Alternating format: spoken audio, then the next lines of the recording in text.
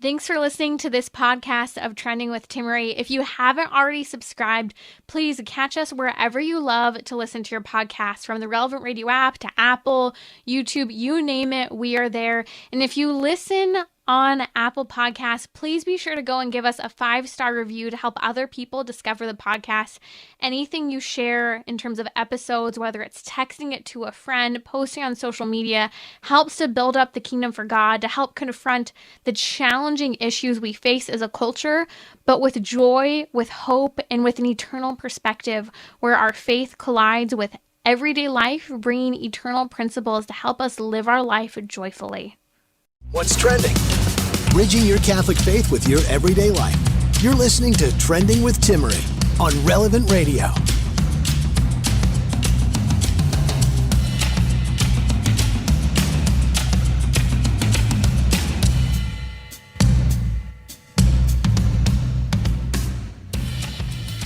It's October 13th, and it's the day of the miracle of the sun. We also tend to celebrate Our Lady of Fatima on this day, the miracle of Fatima. We're going to talk during our weekly marriage hour today about Our Lady of Fatima, and especially about the calling she had from Fatima for the sanctification of the family. We'll talk about the words from Fatima that day, on the day of the miracle of the sun, and we'll talk about Sister Lucia's interpretation of what it meant for there to be a sanctification of the family. It's our weekly marriage hour here on Trending. Any question goes relating to dating, marriage, relationships. You don't have to be married to listen. Marriage is the end goal after all when it comes to dating, romance, and all of that we experience. You're listening to Trending with Timmerie here on Relevant Radio. We're going to be discussing the real reason young people are leaving the faith, and we're talking about it today during our weekly marriage hour because it actually has to do with marriage. Talk about marriage skills and resources as well. My guest today is J.P. Gance. He's the president and CEO of Communio. You can find that at communio.org. That's communio.org. I recently saw a video that was done for Edify by J.P. Gance talking about the leading reason why young people are leaving the faith. You might be surprised, but it actually makes sense. Welcome to Trending, JP. I'm excited to unpack really what's at the heart of this crisis of faith today for many people, from millennials and Gen X, but what really started to occur with millennials. Yeah, you're absolutely right, Timmerie. Awesome to be with you. You know, so many times we look at the Pew data, which most recently came out again, noting the future direction of Christianity in America, and it looks like we're heading in the wrong direction.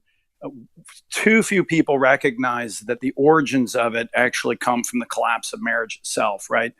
A millennial and a baby boomer actually goes to church every single week at nearly the exact same rate, if I know one thing about both of them, and that is if they both grew up in a continuously married home, there's no difference in their weekly Sunday attendance. It levels the playing field. We see this in other data sets as well. And obviously it should make plenty of sense, right? Salvation is told as a spousal love story. And when the human analog of it breaks down, if I don't know and experience the love of a father in my home, then it's harder and harder to understand and recognize that there's a heavenly Father who knows and loves me and has sent his only son to die for me. It's so true. It's so true, JP. I hear this over and over again, that disconnect where, if I didn't have my father, if I had a bad relationship with my father, my understanding of God has completely been twisted, or that understanding of unconditional love. Perhaps there were a lot of conditions in your upbringing from a broken home and being expected to, please your parents and pretend like nothing was wrong while really having to alter how you really feel about things because of a separation. Or whatever it might be, always having to perform, that pressure is so difficult that people really do question the possibility of a God who loves you unconditionally. You're absolutely right? And so then some of your listeners might be saying, okay, yeah, sure, I get if I don't have a relationship with my dad, but what does that have to do with marriage? Actually, it has, the reality is it has everything to do with marriage, that statistically and on average, okay, so I'm not talking about any specific examples that your listeners might say are counter examples in their own lives. I'm talking about, in general and statistically speaking, unmarried dads are unattached and far less likely to be involved in the lives of their children. Okay, so what ends up happening is you see this huge causal relationship between the decline of marriage and active faith participation as adults. So we just did over just about 8,000 completed surveys of Sunday Mass attendees in the Archdiocese of Kansas City in Kansas, where we're doing a major initiative. 90% of the married people who are sitting in the pews grew up in a continuously married home, and 85% of the unmarried people grew up in a continuously married home.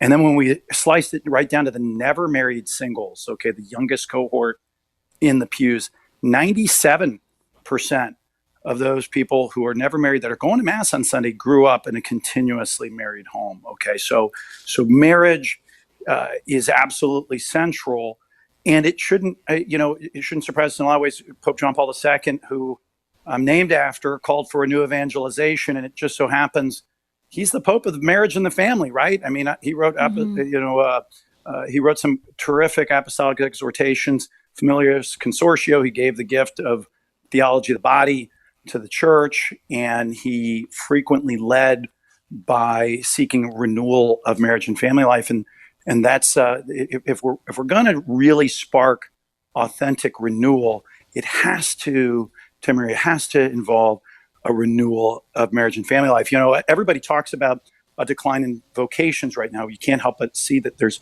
a rapid decline in priestly vocations.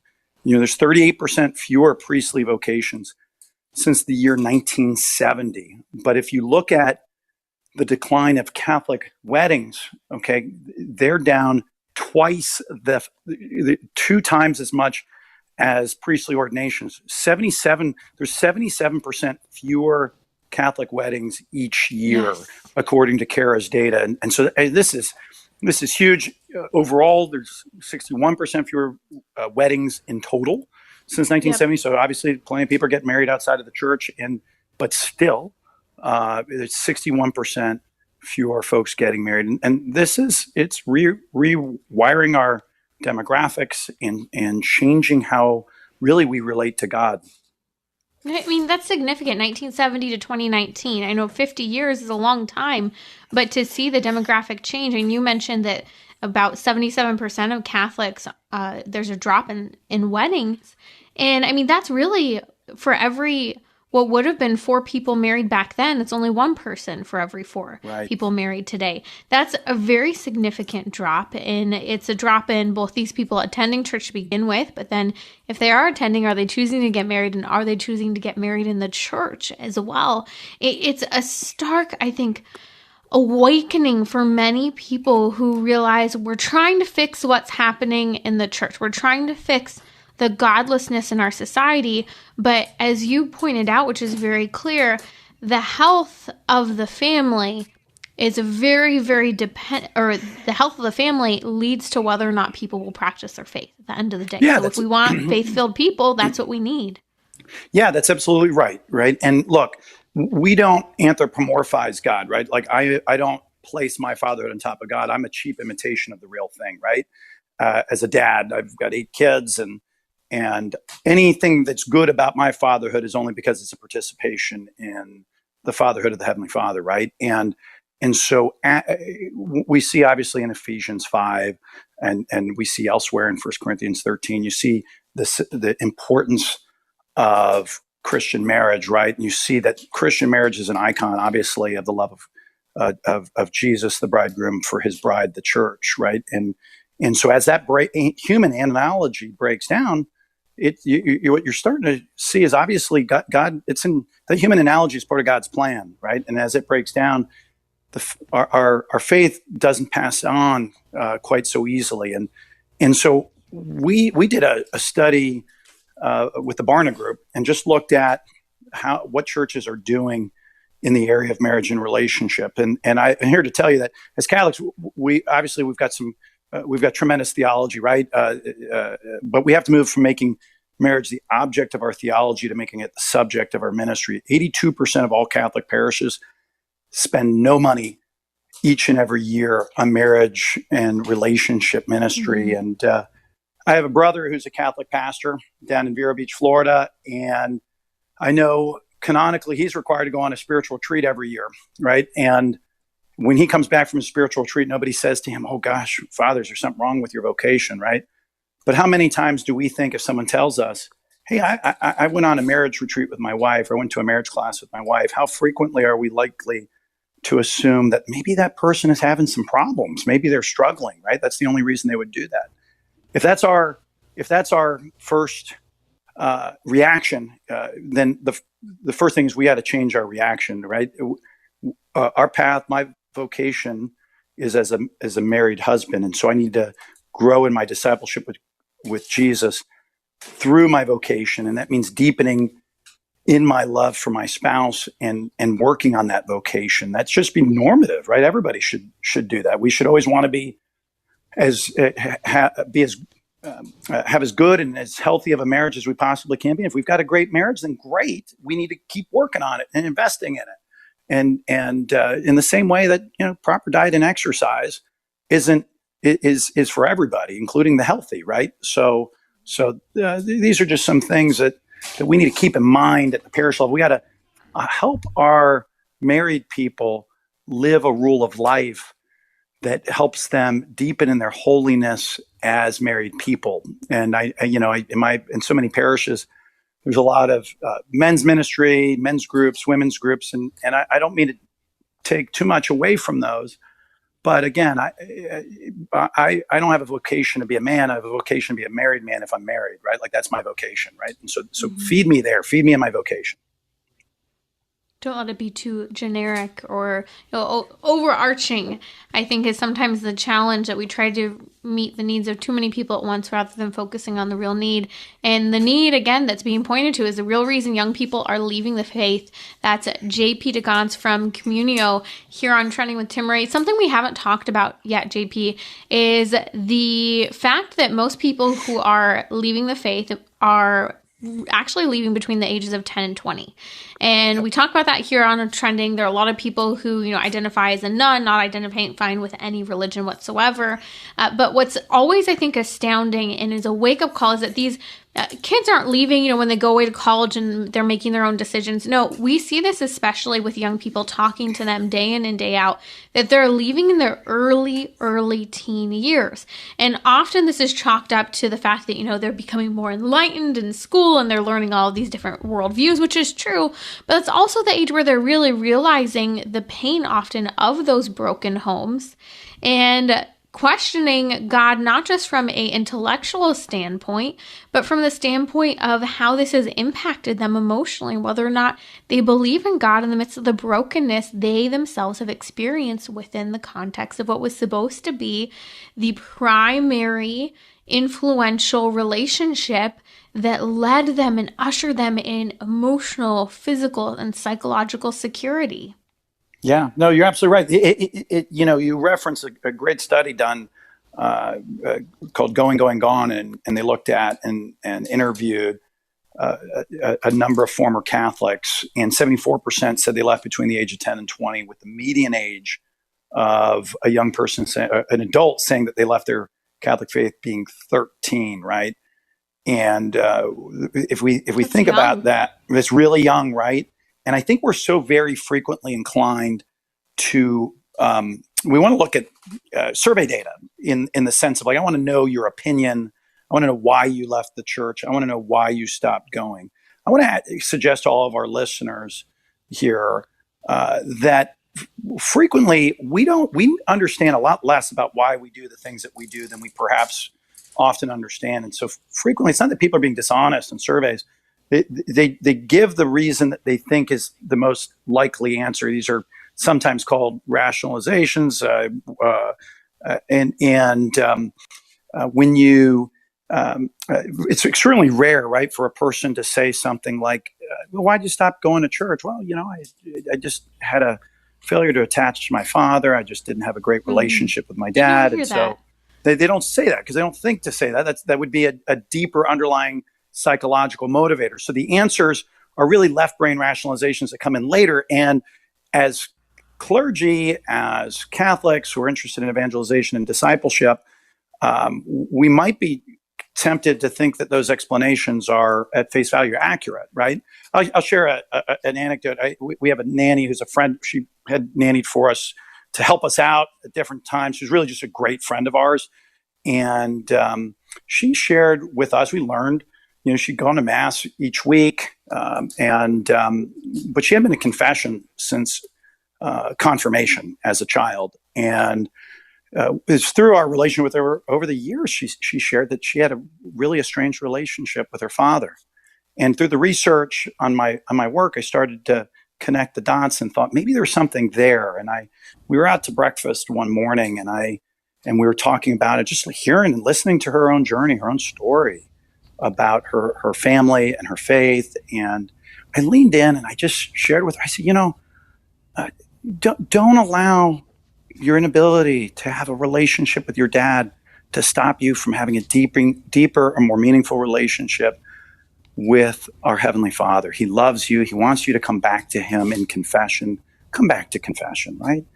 And she began to cry then, and she said she would get back to confession, and she ended up going to confession for the first time in over 30 years that week, and she let us know. And Wow. We can't underestimate how. And praise God for that, but we can't underestimate how much the issues as it relates to our family of origin drive on a psychological and powerfully emotional level decisions, especially as they relate to faith. And so when you see online, you see people explain the reasons that they left. It's frequently, I just want to suggest to everybody, it's not that folks, and nobody's being dishonest. That's not what I'm suggesting. Mm-hmm. It's just frequently we're just not in tune and aware on a deeper emotional and psychological level why we might do the things that we do often. And so it's so important for us, obviously, to get a better understanding of each person's story. And then as Catholics, I think it's super important for us to help foster the vocation of marriage, right? I jokingly say I was at a parish in Austin, Texas last night giving a talk. I said, let the folks know there, the first time you talk to your daughter about dating is not when she rides home on the back of a motorcycle with a guy named Viper, right? Like that's not, and that's, right. You got to start laying the groundwork a lot before that, right? But how often as parents are we talking to our kids about getting great grades, getting a great college, getting a great job or career, scoring a lot on your travel team, or performing really well athletically? And let's think about cumulatively all the times that we discuss that, and how often then do we juxtapose that as a parent? Do we talk to our son or daughter beginning at a young age? I think it's just the importance of the vocation, discerning the vocation, the priesthood of religious life, and marriage, and then how do we talk to them and actually talk about on a practical basis? How should you think about discerning whether or not a boy or a girl suitor is right. For your son or daughter, right? These are conversations that need to have early on in that formative time. That's a JP to Gance from Communio. He's the founder and president. There you can find them at communio.org. That's communio.org. We'll be right back to talk about marriage skills and resources to have in your back pocket, whether you're married or in that season of discernment. We'll be back here in a moment just on Trending. If you have a question, the number's 1-888-914-9149. We're going to talk about the calling of Fatima to sanctify families in just a moment. You're listening to Trending with Timmerie, where you can discuss what matters most to you. Join the conversation, 888-914-9149.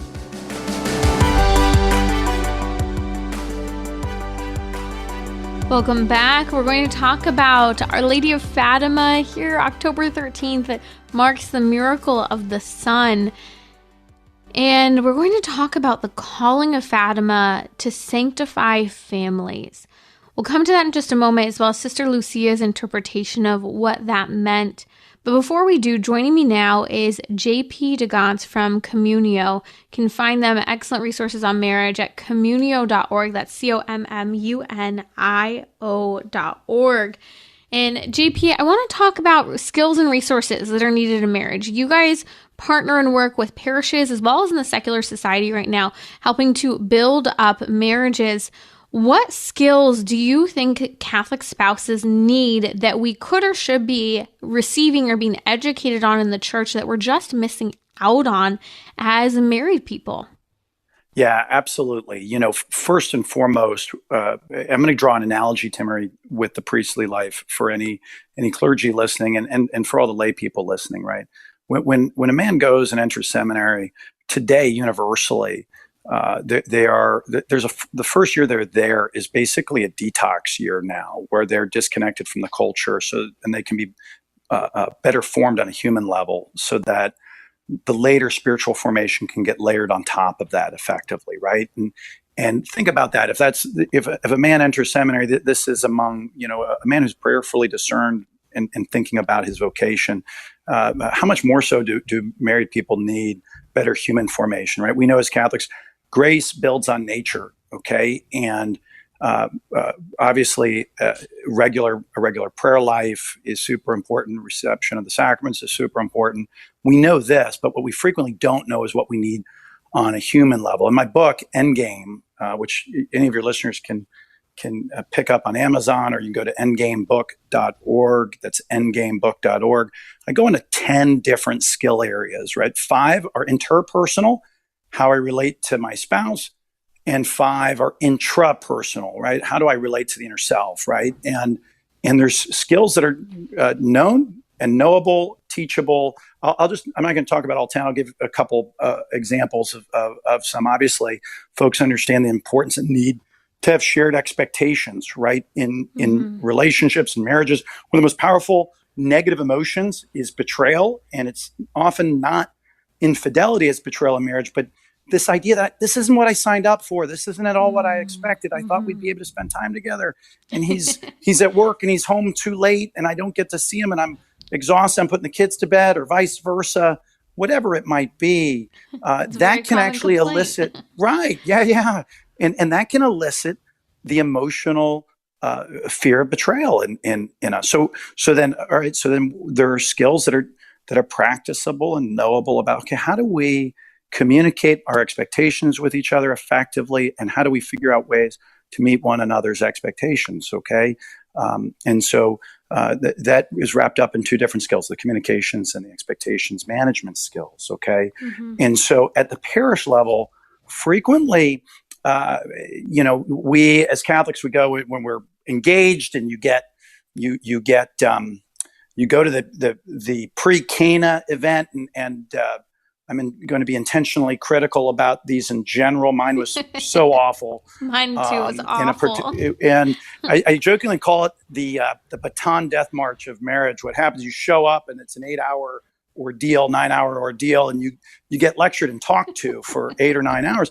And I'm going to draw an analogy to sports for a second. I'm a big sports guy, Timmerie, and if you go out, and if I want to become good at golf, right, I wouldn't just turn on the TV and watch the Masters, right, or watch the British Open. That won't make me a better golfer. If I want to become a better golfer, I actually have to go out on the driving range, and someone has to, hopefully teach me the skill of driving a golf ball. I have to learn the skills of chipping and putting, and then I have to go practice it, right?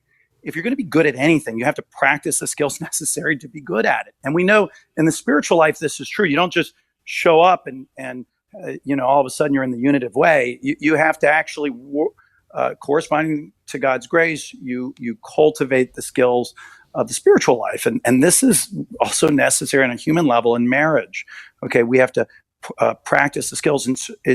And so as Catholics, I want to both chastise and encourage, exhort all of practitioners in this area. Your amazing talk on marriage itself isn't actually going to change much, okay? If you can help people to practice the skills associated with being happy in your marriage, that will be transformative, right? And that is what is so deeply lacking in Catholic parish life, and something that we got to cultivate. And those real life human skills, those simple things at the end of the day that are a part of our faith, but for some reason we separate and maybe just focus on the theology. But then again, there's no formation once you're married for spouses today. And you're right. I mean, I just remember how gushy our pre-Kena was, and we were there for 9 hours, and we were still supposed to do a 3-day retreat. And I begged our priest, don't make me go to that retreat, because I barely made it through the 9-hour day we had to attend, because there just was not the richness of what was needed. But the one talk I remember from that day that wasn't heretical was on relationship skills, and it was a psychiatrist that they had brought in to help give those little nuggets for proper communication within the context of marriage. And it's so necessary. So I want to make sure we post a link to your book, Endgame. I will post on social media at Timmerie, Timmerie, and we're tagging Communio as well. JP, let's talk about the resources and programs that you with Communio are implementing into some parishes to help bolster marriages today. What resources are those that you guys are implementing? Yeah, we're excited. So we're an ecumenical ministry. We have Catholic and evangelical board members. We work with, right now, we have about 100 client churches. Now, first and foremost, no one will ever, as a listener, will go to a Communio marriage program. Okay, what we do is I say that we have got the John the Baptist strategy. We want the church to increase, and we got to decrease. So we want to equip the church to be the change agent on marriage and fostering marriage and relationship skills.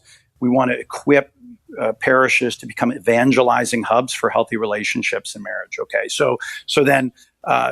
Most folks, when they hear marriage ministry, they run from it. It sounds like it's not fun.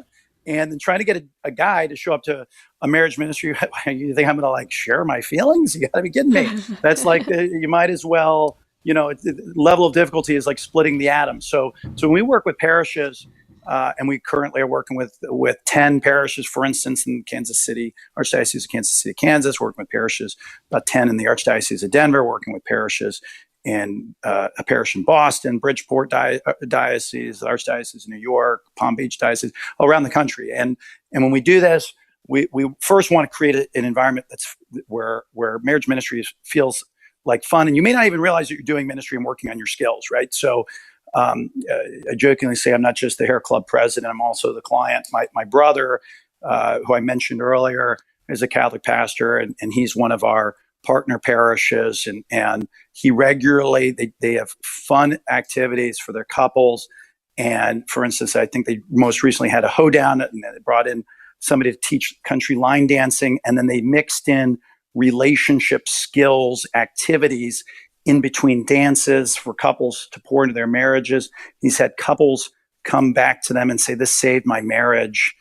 Thank you so much. They have quite a number of non-active Mass attendees showing up. They've got folks at different churches coming and now taking a look at the Catholic Church now as a result of this ministry, right? We talk about, when we work with a parish, think about it as the form, the matter is up to Father, and we advise Father on the matter and his leadership team. So we equip them to build out what we call a data-informed full circle relationship ministry. Data-informed means to diagnose what's going on or analyze what's going on in the community and the church, and then equip a parish with the skills and ministry necessary for every stage of relationship life. Because I know there's a lot of folks listening right now who aren't married, may never be married again if they were married at one point or haven't been married yet. Okay, so we really are intentional also about singles. I co-wrote the book Endgame with John Van Epp. He's an evangelical practitioner, great guy, but I was so excited to work with him because he wrote the book, best-selling book, How to Avoid Falling in Love with a Jerk, which I read to my 14, 16, and now 17-year-old oldest 3 children. And he is an expert on in the single life.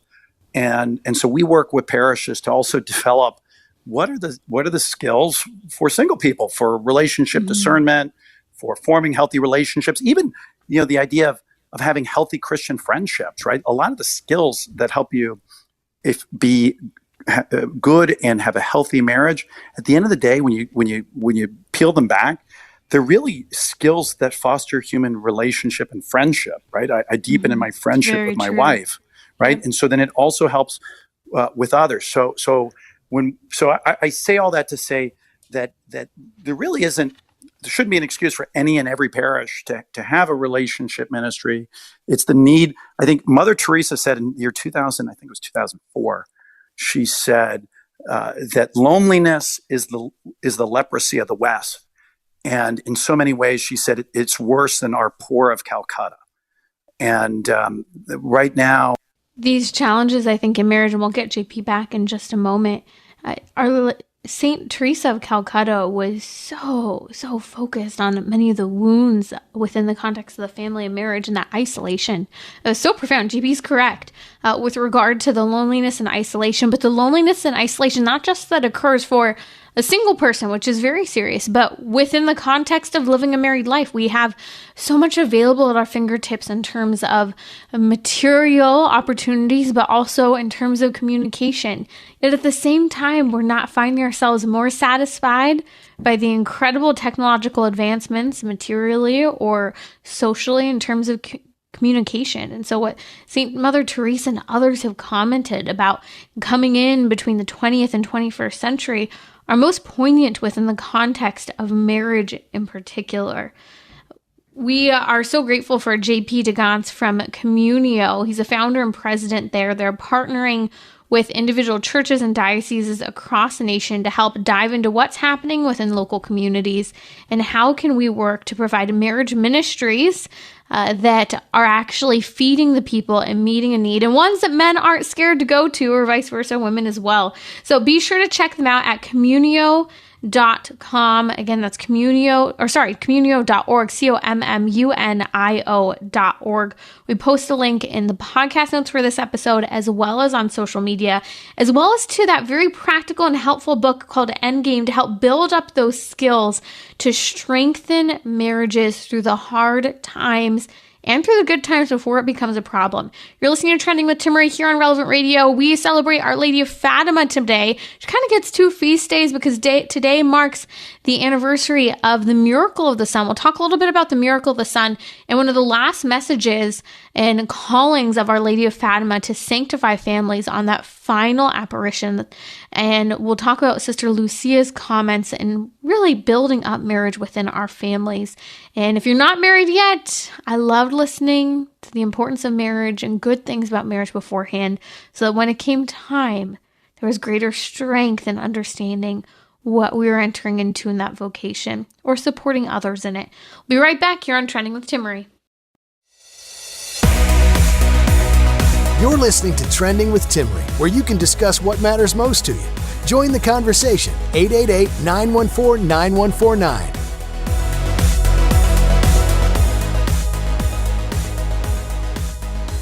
It's great to be back with you. It's our weekly marriage hour, dating, relationships, and marriage. It all matters. You don't have to be married to dive in, or you could be seasoned as well in a marriage. The number is 1-888-914-9149 if you have a question, or you can always ask your question live on Instagram. I'm there. Just follow me at Timmerie, Timmerie. You might catch a fun baby photo or two. I posted a really sweet photo of my new goddaughter because that's where I was at recently. I was off for a little while celebrating my new niece, and now she's my god baby. It always strikes me, and this is so relevant to the topic of marriage and family today. It has always struck me that when we attend a baptism, do we realize that at that moment, that person is a living, breathing saint? And that, especially when it's an infant, there's a prolonged amount of time where that little infant is an absolute saint.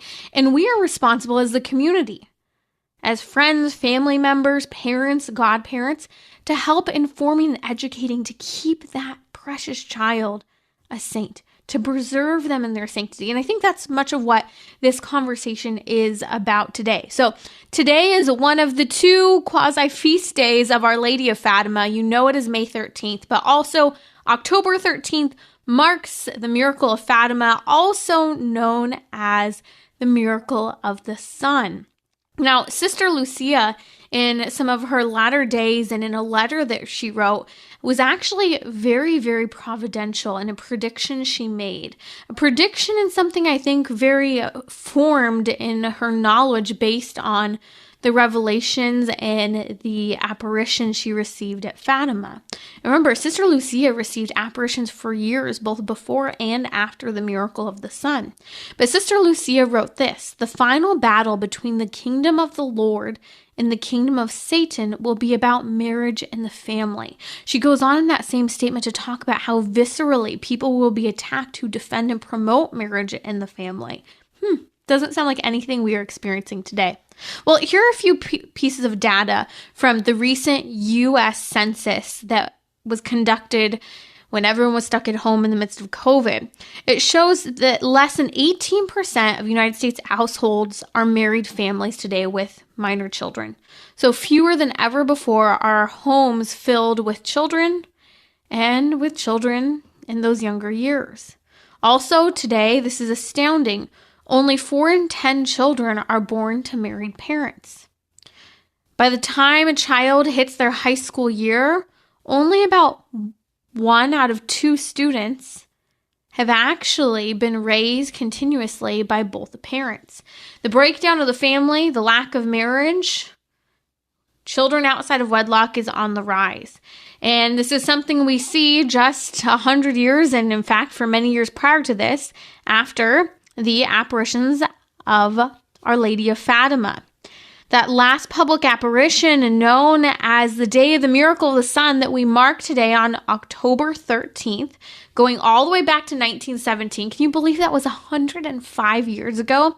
In many ways, this doesn't seem that distant to me, in part because my great-grandmother, who I was very, very close to until her death, she was born in 1919. And so I remember when I first learned that Our Lady of Fatima, all those apparitions, everything happened within a couple years of my grandmother's birth. It always has made Our Lady of Fatima and those apparitions so real and concrete to me and present. Even though we're talking about something that was over 100 years ago now, it wasn't that long ago.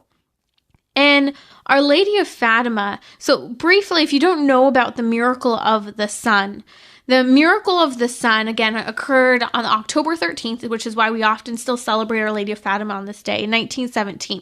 Happened right in the middle of the day at about 2 p.m. I was actually reading a testimony from a Dr. Goncalo de Almeida. He was a professor of natural science, and he talks about how this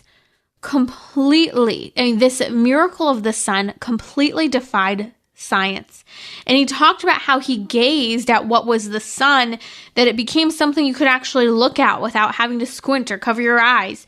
And he said he gazed at it and it looked like a wheel of mother of pearl. I thought that was such a neat description.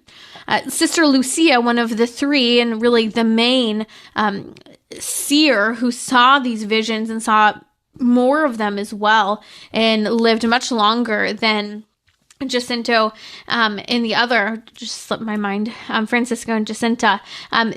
She lived years after these apparitions. The other 2 died at a much, much younger age. In fact, all the way into the 2000s, we still had, Sister Lucia sharing. And Sister Lucia in 1995 published what is known as a very long letter of what she says are kind of an explanation or a response to many of the requests and questions she's received with regard to the apparitions at Fatima and the various calls that Our Lady of Fatima made. She breaks down the 10 Commandments. She breaks down each of the calls. And one of the calls of Our Lady of Fatima was to the sanctification of the family.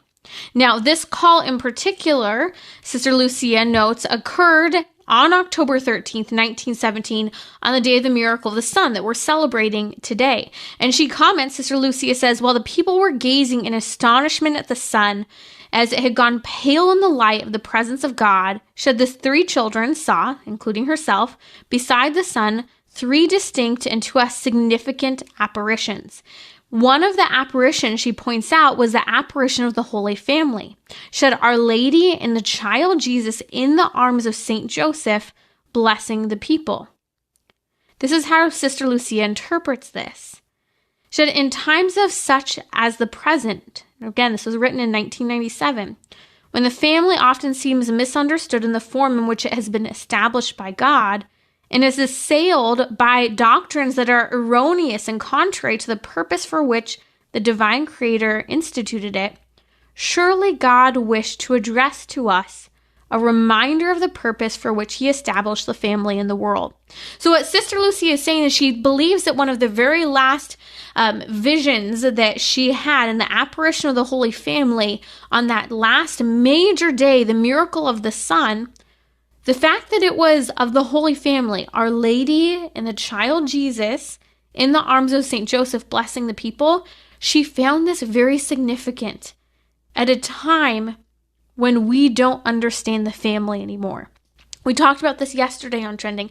Views of the family today, the traditional patriarchal, God-given plan for the family is considered outdated. Patriarchy is considered wrong, old-fashioned, sexist even. And I find it fascinating that Sister Lucia notes that on the day of the miracle of the Sun, there's a reason why God sent an apparition of the Holy Family. Mary, Joseph, and Jesus, blessing the people. Because it was a reminder for us of the purpose, Sister Lucia says, for which God established the family in the world. Sister Lucia goes on to say that God entrusted to the family the sacred mission of cooperation with God in the work of creation. And that through the creation of new human life, Sister Lucia says that we share in God's creative power. She talks about this great gift and talking about how there's this ownership that God extends to us in allowing us to co-create with him and bringing forth new lives. But she said not just new lives, but new lives destined for heaven. And I asked the question, whether you desire to have children, maybe you're trying to have children, or you already have children, do you view those lives as lives that are not destined to please you, not destined to be the most successful at this or that, or have the best grades, or go to the best university, or have the perfect family, or the perfect home, or the perfect vacation, or the perfect social media account? Or do you view potential children or your current children as destined for heaven? Because this is the context in which Sister Lucia, one of the three visionaries of Fatima, understood the calling of Our Lady of Fatima in that very last vision on the miracle of the day of the Sun. This is what she saw was most important. This was the context of the sanctification of the family, to refocus on the God-given order of the family and to understand that each new life is destined for heaven. Sister Lucia talks about matrimony and the importance of understanding that marriage is indissoluble. It's an indissoluble union, meaning it's permanent, it's faithful, till death do us part. Those are the vows that we make. When Jesus Christ himself, and Sister Lucia points this out in this book, I'm reading this book from, again, 1995, Calls from the Message of Fatima, where she breaks down the various callings of Our Lady of Fatima and the 10 Commandments, all of these things that Fatima, Our Lady of Fatima had walked through. And she talks about in her meditation on the sanctification of the family that Jesus Christ himself, when talking about marriage and family, he really focuses on what God intended from the beginning. In Matthew chapter 19, we see an example of this, as well as Mark 10.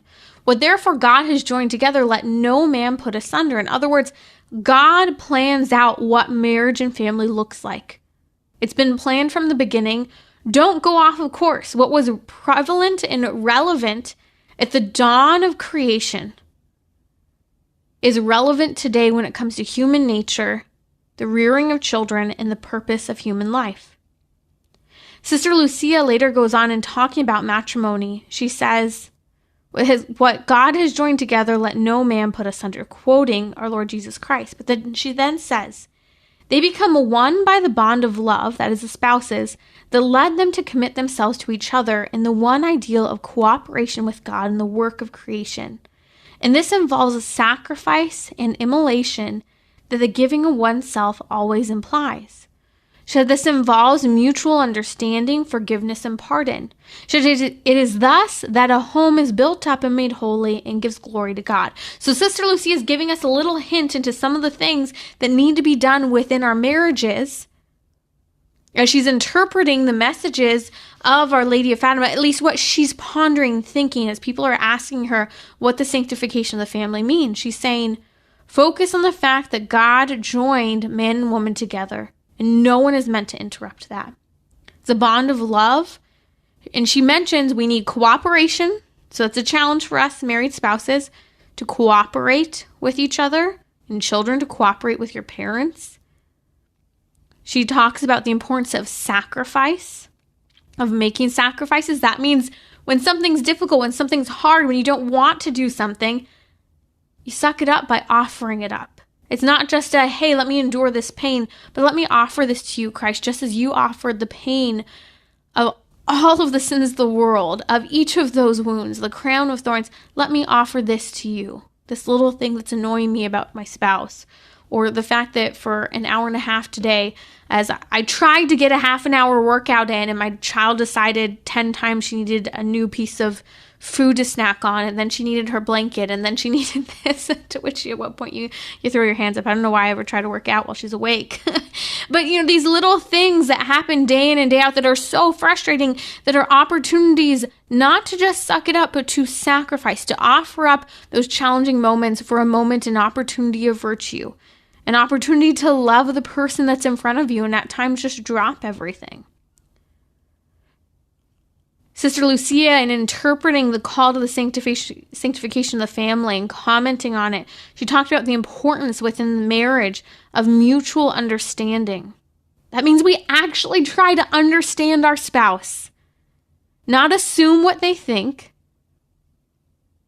not try to make up what we think, make up their intentions, but to actually understand who they are, what they're saying, what their needs are, what their desires are.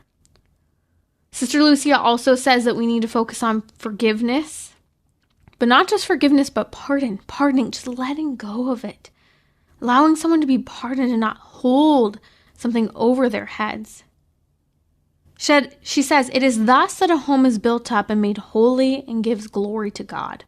So how? By forgiveness, pardoning, mutual understanding, sacrifice, emulating our Lord Jesus Christ, cooperating with your spouse, cooperating with God, and understanding the words of Jesus Christ yet again, what therefore God has joined together, let no man put asunder. I think that's an important a point as well, that we don't let other people, the ways of the world, what other people think, what other family members think or do, or request or ask, to interrupt what God has joined together in marriage.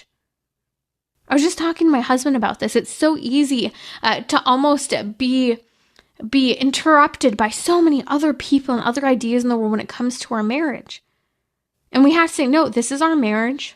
We protect it. We preserve it. We hear, we listen, we have this exposure to the world, which is so important. But it's important that you're protecting your marriage from the ways of the world, the perspectives of others that can at times be so damaging and interrupting in that family life that you're living. Sister Lucia then talks about parents and their role toward children, the role of the children. She says, parents do not instill a knowledge of God and his commandments into their children from an early age, teaching them to keep them in mind and to observe them. So Sister Lucia says literally, and this was in 1997, parents are not instilling the knowledge of God and the commandments in their children from an early age. And she's saying this needs to be done from a very, very early age. This is why tomorrow on Trending, I'm going to share with you a little bit about what I've been doing to educate and inform my baby girl who's now a toddler in her faith. There's some things that have really picked up well. We talked about these just a little bit earlier this week, but I'm gathering your tips and tricks for what's worked in passing on the faith. And I'll share you some really fun and simple things, because my daughter's not even 2 yet, of how I'm passing on and kindling that faith within her. It's really neat to see. And I was reminded of this as I've been reading this book by Sister Lucia on the messages of Fatima and the calling of Fatima, especially today, talking about the sanctification of the family and the miracle of the Son. And I want to talk to you about that more tomorrow, so stay with me. Be sure to subscribe to the podcast if you haven't already to catch the episode if you're not able to join us live. But Sister Lucia says parents who disregard this law of God make themselves responsible for the ignorance of their children and for any misdemeanors that may result from it. So what Sister Lucia is saying is that, yes, we know and we have to understand this, especially as parents, that children, especially adult children, will make their own choices. But it's important that we understand parents have disregarded the law of God in forming children from a young age in their faith. And that's where parents are culpable today. For the ignorance that they have allowed to occur within their children with regard to the faith. I've heard so many people say, I want my child to have an education, so they outsource the education. But the most important education you can pass on to your child is their faith. And that faith should form every area of our lives, from science to math to reading. That there is such a thing as truth. There is such a thing as goodness and morality. Sister Lucia says that the parents are the ones who must guide their children's first steps to the altar of God, teaching them to raise their innocent hands and to pray, helping them to discover how to find God on their way and to follow the echo of his voice. She talks about how children in those earliest years must learn their faith from the laps of their mothers and the arms of their fathers. Are we passing on the faith in this way, as Sister Lucia is saying, pointing back to Our Lady of Fatima? Coming up next is a family rosary across America, celebrating today the miracle of the sun and Our Lady of Fatima. And Patrick Madrid will be joining Father Rocky as well. So stay put and pray with us, the family rosary across America. This is Timmerie from Trending with Timmerie. This week, as we celebrate Our Lady of Fatima, she called for the sanctification of the family. And part of that has to do with how we pass on the faith. So I'll talk about teaching the faith to a toddler and a baby. I'd love your ideas. I'll share with you a little bit about what's worked for me. Also, third wave feminist icon Madonna supposedly came out as gay this week. Publicity stunt or not? Join me Friday as we discuss this and more at 6 p.m. Central on Relevant Radio or the Relevant Radio app.